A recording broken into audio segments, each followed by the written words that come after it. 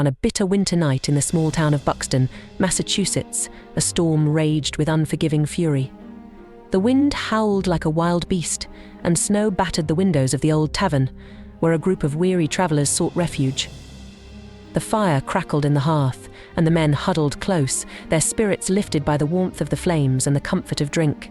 Cards were dealt, pipes were lit, and the room filled with laughter and song, though the storm outside promised to trap them until dawn. Suddenly, a sharp knock echoed through the tavern, slicing through the merriment like a knife. The knocker struck again, harder this time, followed by 2 thunderous kicks that rattled the door on its hinges.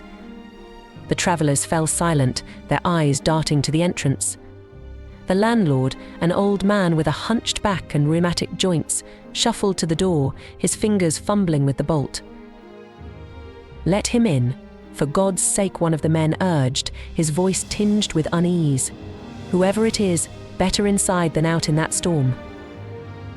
With a groan, the door creaked open, and a gust of icy wind swept into the room, snuffing out a few of the candles. In the doorway stood a man, a dashing figure, tall and broad-shouldered, with a cloak draped over his gold-laced coat.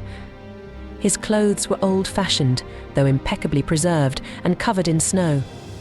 He shook off the white powder with a forceful stamp, followed by a laugh that sent shivers down the spines of the men in the room.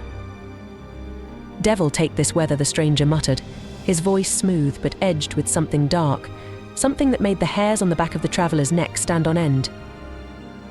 The men exchanged wary glances as the stranger stepped inside, his boots leaving no trace of snow on the wooden floor.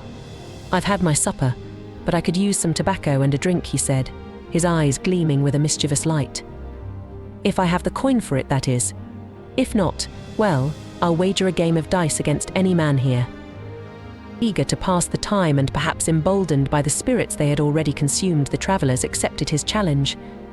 They laughed nervously, the tension easing as the game began. But as the night wore on, it became clear that the stranger was no ordinary man. Every roll of the dice seemed to favour him, and one by one the travellers lost their coins, their watches, even their rings to the mysterious newcomer.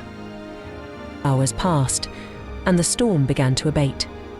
The travellers, now penniless and weary, slumped in their chairs, watching with dull eyes as the stranger leaned back, puffing on a pipe and sipping the last of his drink.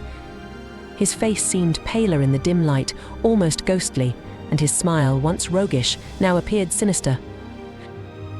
The door to the kitchen creaked open, and the old serving woman entered, her arms full of firewood. She stopped in her tracks, her eyes widening as she caught sight of the stranger. "Mercy," she gasped, dropping the logs to the floor with a clatter. "Master, you're the very image of Sir Charles Buxton, the man on our signboard." The room fell into a deathly silence. The travellers turned as one to the window, their hearts pounding. Outside, illuminated by the first pale light of dawn, was the tavern sign, a painted figure of Sir Charles Buxton, who had died over a century ago. The likeness was uncanny, as if the man before them had stepped out of the painting and into their midst. One of the men, his voice thick with dread, whispered, "It's him. By God, it's him, come back from the grave." But when they turned back to confront the stranger, he was gone. The chair where he had sat was empty, and the door remained shut. The travellers bolted to the window, but there was no sign of him outside, no footprints in the snow, no mark of his passing. Panic gripped their hearts. They rushed outside, hoping to find some trace of the mysterious figure, but the snow was undisturbed, as if no one had walked there at all. They gazed up at the signboard in horror. Sir Charles Buxton's painted face seemed to mock them, his lips curled in a ghostly smile that hadn't been there the day before. It was then they knew the man they had welcomed into their midst, the man who had taken their money, their dignity, was not of this world. Sir Charles Buxton had returned, his spirit restless, his thirst for life and revelry unsated even in death. The legend of the rollicking ghost spread through Buxton, whispered in dark corners and around firesides for generations. And on stormy winter nights, when the wind howled and the snow fell thick, the townsfolk would lock their doors tight, lest the ghost of Sir Charles Buxton return once more, seeking a game of dice with the living.